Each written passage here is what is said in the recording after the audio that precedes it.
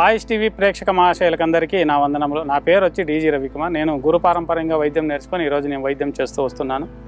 మీకు ఎలాంటి సమస్యలు అంటే దీర్ఘకాలిక సమస్యలు ఏదైనా ఉంటే మాత్రమే దయచేసి కాల్ చేయండి.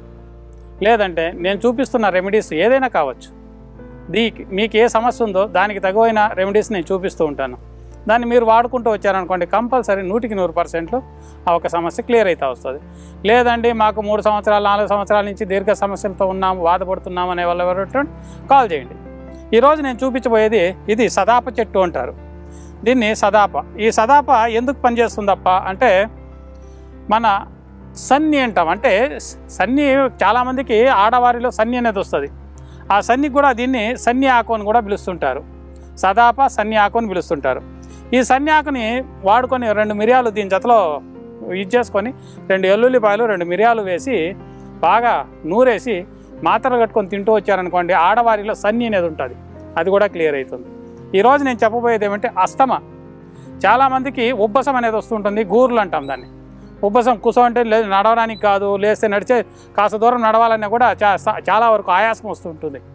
మెట్లు ఎక్కడానికి కాదు, దిగడానికి కాదు, కాస్త దూరం నడవాలన్నా కూడా సమస్యలతో బాధపడుతుంటారు.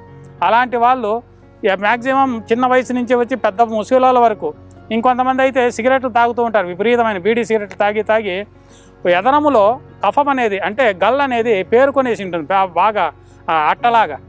అలాంటి సమయంలో మీరు కంపల్సరీ మీరు పత్యం ఉండాలి. శీత పదార్థాలు ఏది వాడకుండా పత్యం ఉండి, ఇప్పుడు చూడండి వర్షాకాలం వచ్చింది, నెక్స్ట్ రాబోయేది చలికాలం, విపరీతమైన సమస్యతో బాధపడుతూ ఉంటారు.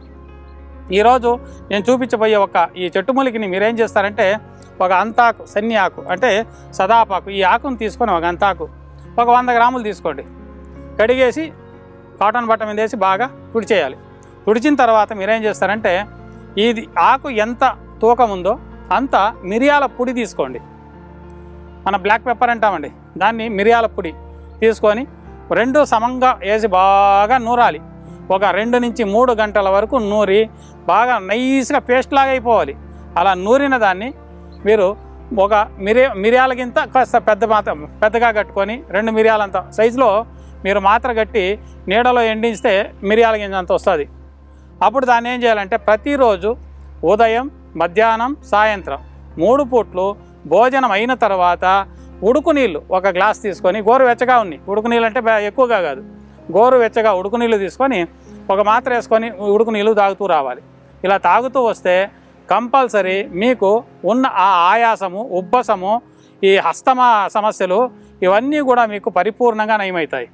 అలా కాదండి మాకు దొరకదు ఆకులు, మేము చేసుకోవడానికి టైము లేదు అన్నవాళ్ళు ఎవరైనా ఉంటే కింద వస్తున్న నెంబర్ కాల్ చేయండి.